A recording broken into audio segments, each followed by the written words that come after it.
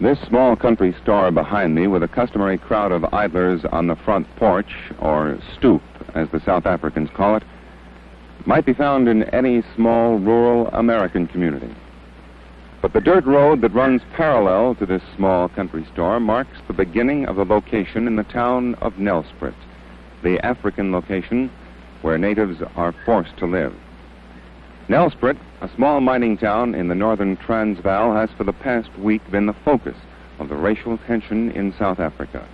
It started with a protest march by some 400 native women on the police station. The women have long been more militant in their resistance to apartheid laws in South Africa than have been their menfolk. And in Nelspruit this week, the African woman has suddenly become the focal point of resistance to the nationalist government. Nelspruit on the surface this rainy, humid day looks as quiet as that scene on that rustic front porch of the store. But in reality, Nelspruit is still tense after a week of trouble. Big trouble and violence, even in South Africa. I asked for permission this morning to go inside the location at Nelspruit and make this film. We were told that there's been trouble there lately, and they'd rather not have any Europeans go inside. This, then, is our next recourse.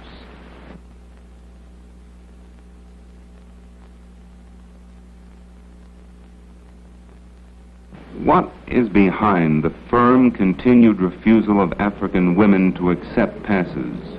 Well, the passes have been enforced in South Africa for a very long time amongst the men. And it has become very clear that the pass system in South Africa is the basis of forced and cheap labor. Now, to impose such a system on the African women is to create hardships. Firstly, African women will have to produce these passes on demand. If they fail to do so, they will be arrested in the streets, they will be stopped at stations, they will be stopped as they visit one another in the locations, and if they haven't got those passes, they will be immediately arrested and brought before the court.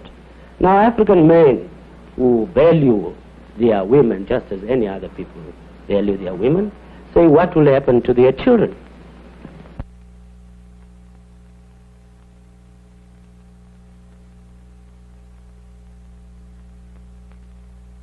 Ladies, why was the Black Sash formed in the first place?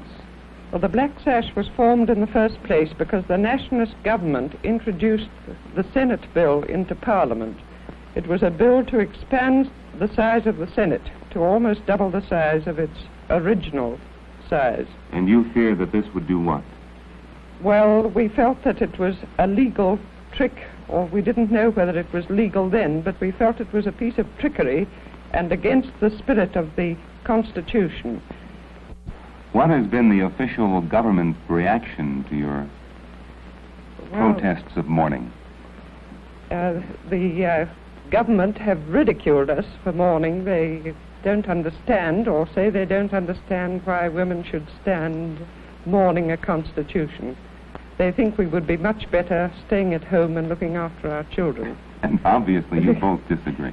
Well, we think that we do look after our children. We feel very much that this is looking after our children, because after all, it's the future of our children we're worried about. If I had no children, I don't think my interest would be nearly as keen. In this connection, it's been said that the South African woman, the white woman, occupies a privileged position in the world because of the abundance of servants and cheap labor here. Wouldn't this somehow conflict with what you're trying to do, arouse women to a protest? Yes, it does. I think that we are very privileged women in that we are not tied to the kitchen sink as so many women are in other parts of the world. And I think that is all the more reason why women should play their full part in the duties of an individual in a democracy. We feel that democracy cannot work unless every individual knows what her obligations are in a democracy. But I think you're putting the standard of morals very low if you reckon that we are going to go on supporting apartheid just in order to keep our servants. One final question. Being very realistic, how soon can you hope to take off that black sash? Well, I'm afraid not in our lifetime. By far the largest church denomination in the Union of South Africa is the Dutch Reformed Church, with a membership of almost 2 million white and non-white members. With us this morning is Dominee Adrian Berger, Secretary of the Federal Council of Dutch Reformed Churches and editor of Die Volkte, the Transvaal Church magazine. Dominee Berger, you believe in apartheid as a way of life? Yes, I do. Why? In South Africa. Why is that, sir? Because the race which is in a lesser state of development is by far in the majority here. And numerically, of course, they are much stronger.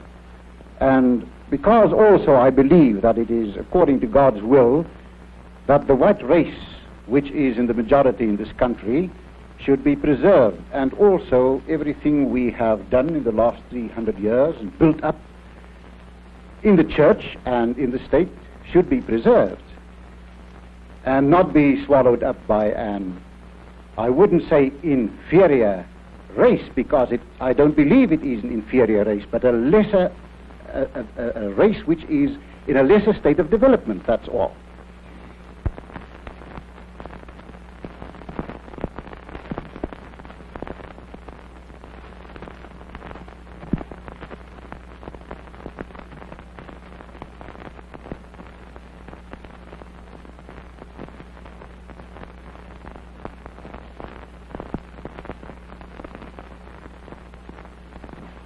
You, sir, have been fighting a fight for a long time that requires, as I see it, a great deal of quiet, sustained courage. Don't you ever have a sense of futility, of uselessness? Well, there come times, of course, when one does feel that you're frustrated in what you're trying to do, and yet, on the other hand, there's a great thrill in it.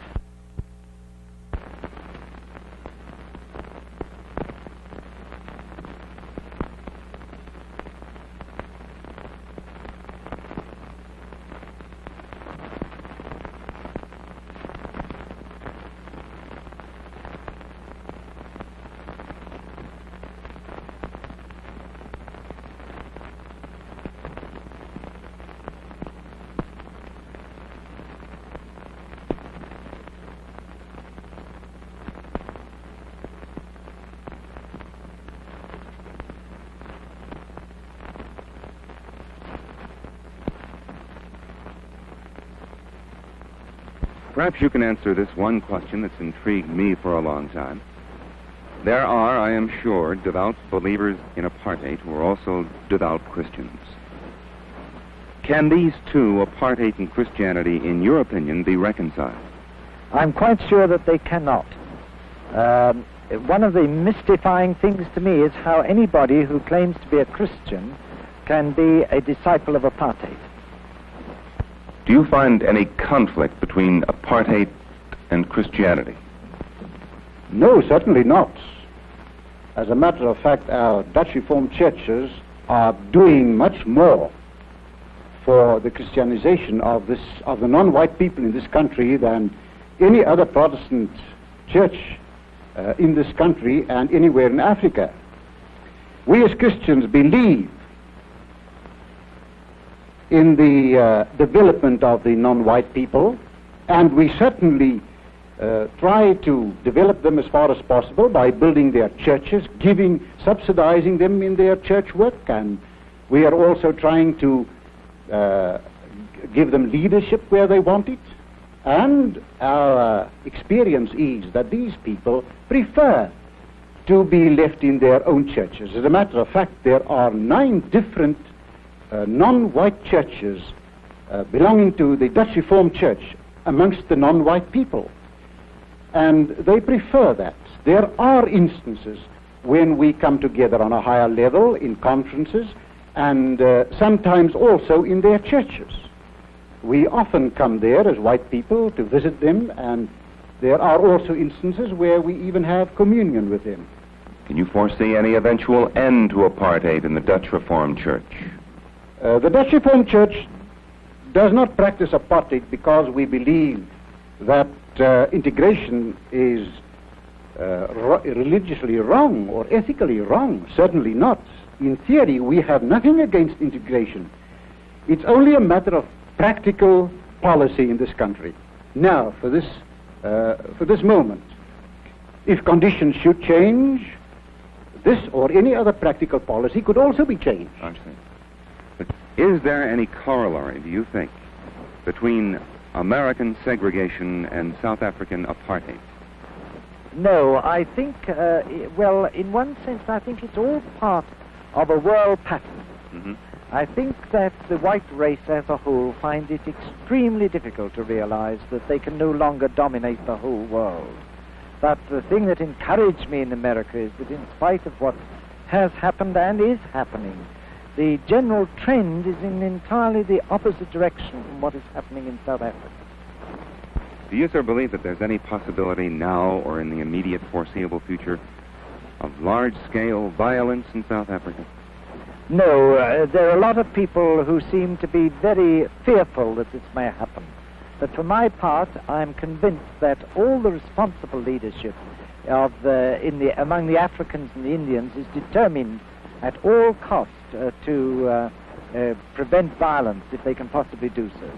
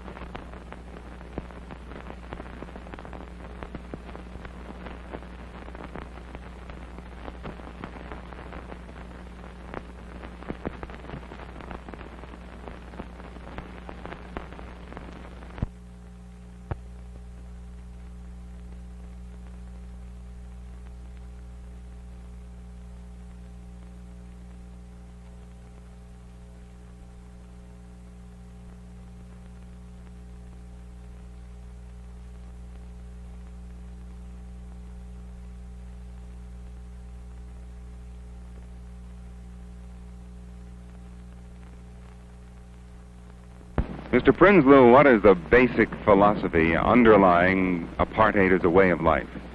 We Europeans who've lived in this country for more than 300 years have come to a conclusion which is strange to some people in the Western world, namely that the peoples of Africa, and so the Bantu people of South Africa, have a beautiful civilization of their own which is worth preserving. There are many facets of this civilization. For instance, the social warmth of the Bantu peoples, which we Westerners can rightly envy them. Now, we also have a peculiar Western adaptation to Africa. Therefore, we can say that the Bantu peoples are a flower and the Western peoples are a flower, each with a beauty of its own. I've heard that in the South Africa of today, you can be classified as colored simply by looking colored. Is this, in point of fact, true? Well, I can give you quite a, which may seem amusing, but rather humiliating incidents that occurred in our country when the Department of Census started reclassifying people. They hauled people of the trams in the mornings out of the bus queues and took them up to the Native Commissioner's office, and some of the tests applied to tell a man that he was not colored was trying to pass a comb through his hair, and the comb stuck. He was told, "You're a Kaffir." Other people whose noses were a bit flat were told, "You're not a colored." Mr. Prinsloo, as you are no doubt aware, most criticism of apartheid outside the Union is based largely on moral grounds. For example, the morality of separate residential areas in the cities of the Union, past laws, lack of voting rights, and so on. How would you reply to this? As far as residential areas are concerned, the practical situation is that until about 10 years ago, there were no residential areas for urban Bantu people. It is only in the last few years that such areas were set aside on a planned basis and developed at a terrific pace, as you can see all around you. This housing scheme, which now houses more than 30,000 urban Bantu who work in Pretoria, was a bare plain a mere 4 years ago. I think that is a complete answer to the so-called immorality of separate residential areas. In the political field, we are creating an outlet in that we are proclaiming Bantu authorities in all the major Bantu areas of the Union. We have already brought into life more than 300 such authorities where Bantu who have the inclination, the training and the moral courage to start developing their own people can do so with all possible assistance from the government. Is the government convinced that the African wants and accepts apartheid as a development policy? For obvious reasons, many opponents of this policy tried to influence the Bantu people in the other direction. And like all new philosophies, like all new policies, we had to put our case to the Bantu people. And I can safely say today that the Bantu people are accepting the policy of self-development, which essentially is apartheid essentially is in an ever-increasing tempo. I feel confident that the Bantu leadership of Africa, rural and urban, will, by the turn of next year, show in a most marked way that they are satisfied that this policy leads to their salvation. Mr. Nakwe, Mr. Prinsloo of the Native Affairs Department told me in Pretoria this week that the African accepts and wants apartheid as a stage of development. Well, do you, sir, agree? Well, Mr. Prinsloo's information and mine, and I can claim to be slightly more informed than Mr. Prinsloo because I live among the Africans and I am an African, cannot be quite correct at all. The African people are realizing that apartheid means nothing else but oppression and exploitation to them. If Mr. Prinsloo's contention is correct, then why do we have the unrest in the countryside, in the most backward areas of the country? If Mr. Prinsloo's information is also correct, then why do we have the deposition of chiefs? Why do we have the government agents moving around in the rural areas to find out what is going on? If the people were so contented, surely it wouldn't be necessary to have so many agents watching over them. I have had such hatred for every white man that I came across from the earliest days that I could remember. But with the passing of years and having had understanding of fundamental things in life, I have been able to overcome that. But I can assure you that that was one of the greatest struggles that I had to undergo with myself.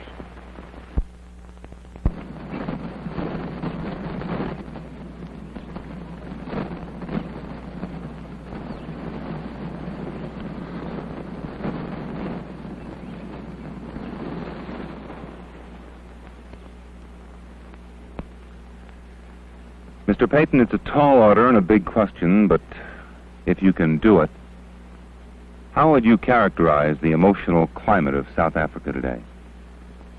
Well, I think probably it's hotter than it's been for a long time. In what way? In regard to its race problem? Yes, in regard to the relations between the groups, I suppose the relations between the English-speaking and the Afrikaans-speaking group are colder. Mm-hmm. In view of the daily indignities, humilities, and in some cases actual hardships, economic and otherwise, that the non-European is subjected to because of the apartheid laws, do you ever wonder at or puzzle that a non-European can ever be civil to a white? Well, that thought often occurs to me, Mr. McCutcheon, because, you know, we have many non-European friends, and sometimes you do wonder how they can go on liking you, you know. Do you, Mr. Payton, fear in the foreseeable future any widespread violence in South Africa? Well, that's what everyone fears. It's not just me. It's not, I mean, whether you're a white nationalist or whether you're a black man or whether you're English-speaking, whether you're an Indian, I think all of us have that fear that violence one day will. There will be violence one day. Mr. Payton, I read a quote by you once, not so long ago, in which, if I can recall it, you said you might hesitate to rush forward to help an African injured on the street. Is that the essence of what you said? Do you recall it? Oh, yes. Yes, that was quoted in that book Drum by Anthony Sampson.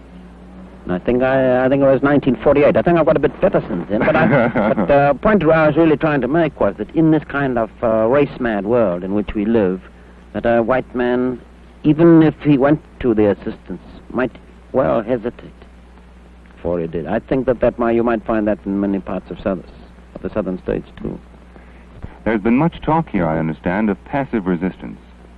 As a matter of actual fact, however, can the African, the Indian, or the colored, in his present economic state, financially afford a long period of general strikes or passive resistance? I would imagine no. You know, you haven't got powerful trade unions here who have built up great funds. Mm-hmm. But nevertheless, I mean, there are significant things happening. You know, you've heard of the bus boycott. Yes, I have. Here in Johannesburg. There was an example where people, by their determination, forced not only the bus companies, but also the government to retreat. Mr. Payton, you love this country very much, despite what's been happening here for the past few years and what's happening here today. How does it make you feel when you are aware that your beloved country is the subject of so much worldwide condemnation? Well, you see, I have so many friends in other countries, Mr. McCutcheon, and I know that I'm not the subject of their condemnation, and I must say that makes it much easier for me to bear, you see. But I understand well the reasons for this condemnation, and much of it is justified. But it doesn't personally make me unhappy, except I would say this, that when I go overseas, I meet people who start condemning South Africa, that very often I find my blood beginning to get warmer, and I find myself defending it. Even defending the government, in fact. In what examples, for example? Well, I can give you one very good example. I remember sitting next to a fellow at dinner in San Francisco, and he said to me, this Dr. Milan of yours must be a very vicious old man. And I said to him, you know, that's not true. Actually, Dr. Milan is in his own particular white world, he's quite a nice old gentleman. But when he comes into the world of race, and when race morality becomes his supreme morality, which it is, that's what apartheid is, it's race morality, then he will take any step whatsoever to ensure the supremacy of his own people. In other words, Mr. McCutcheon, if you make your own survival your supreme moral value, then you're capable of almost anything, even though you're a nice old man. Mr. Payton, as magnificent as this country is physically, aren't there those who find it difficult, if not impossible, to continue living in this climate of fear? Oh, yes. Oh, yes. I know quite a number of people who have finally decided to leave the country. Perhaps for their own sakes, perhaps for the sake of their children. This question of apartheid has been placed, so far as the non-European is concerned, so purely on a question of color, that theoretically, if the black man should come into power in South Africa, is it not possible that the pendulum might swing the other way? Is there any justification to fears that the white man would, in truth, be driven into the sea?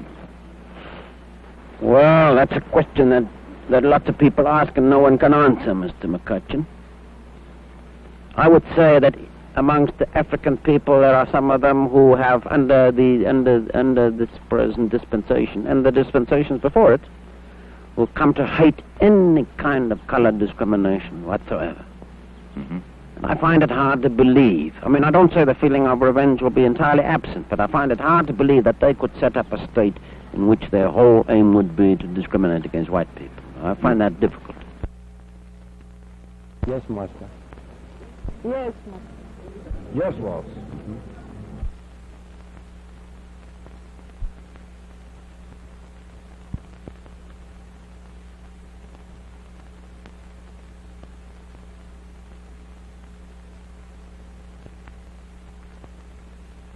Ladies and gentlemen, you know that the series of talks that we have been giving here have been talks designed to describe to you how government works. And you've had talks recently on government and law in general, and also a description of how the parliamentary machine works in South Africa.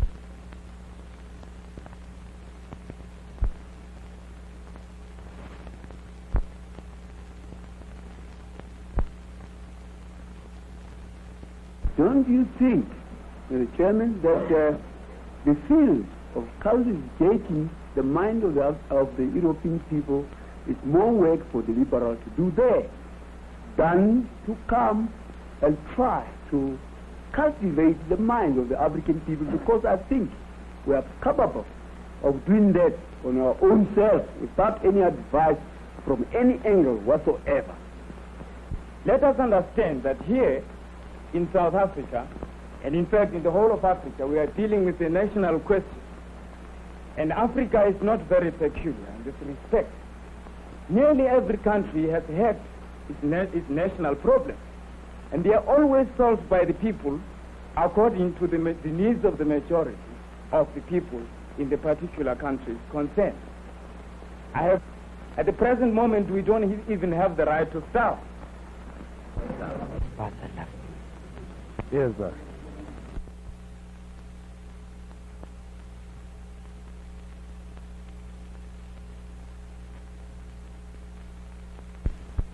Mr. Brinslow, if we could define a term that's intrigued me since you started to use it. You have said repeatedly that the non-European is different from the European. Now, in your mind, is different synonymous with inferior? I think it is a generally accepted fact today that the non-European is at a lower stage of development than the European. That does not mean to say that they are inherently inferior. Circumstances amongst which they have grown up and, their whole cultural background and everything, their whole diet, which would lead to physical or physiological changes in their whole nervous system, would all lead to a general idea of inferiority amongst them when you compare the average non-European with the European. But I do not believe that the non-European as such is inherently inferior. He's merely at a much lower state of development at the present state of... Well, let's take up those two. Yes, boss. Yes, boss. Yes, boss.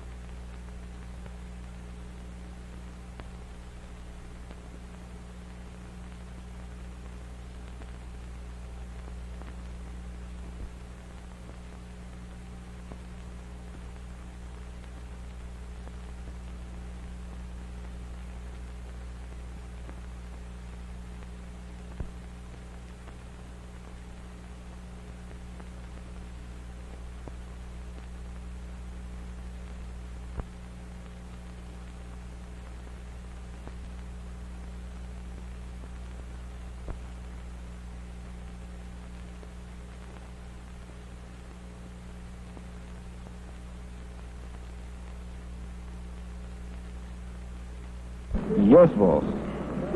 Yes, boss. Yes, boss.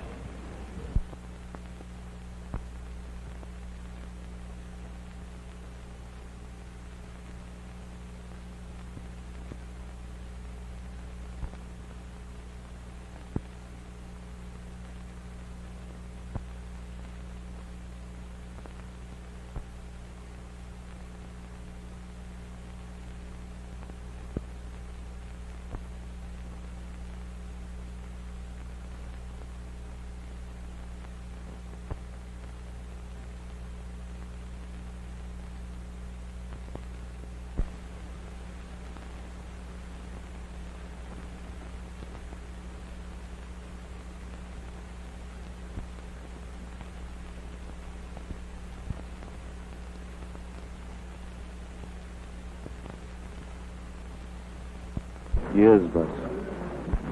Boss. Yes, boss.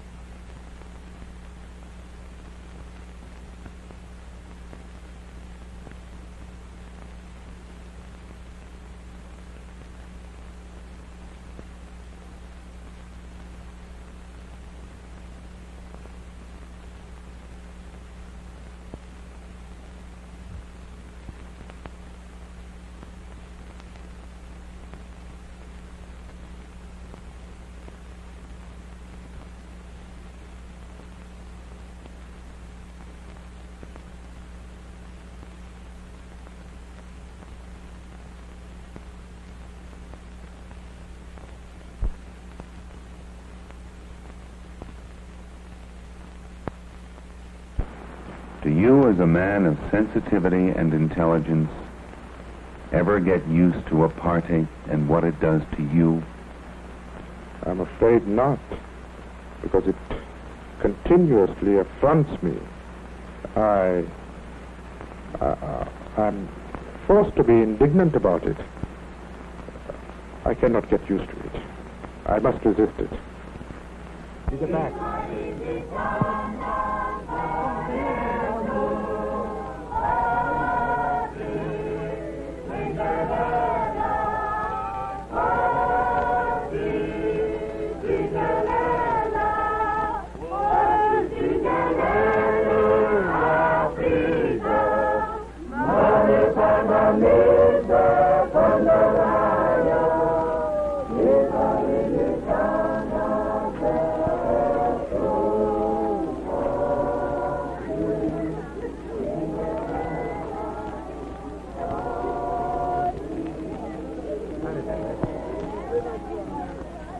Africa!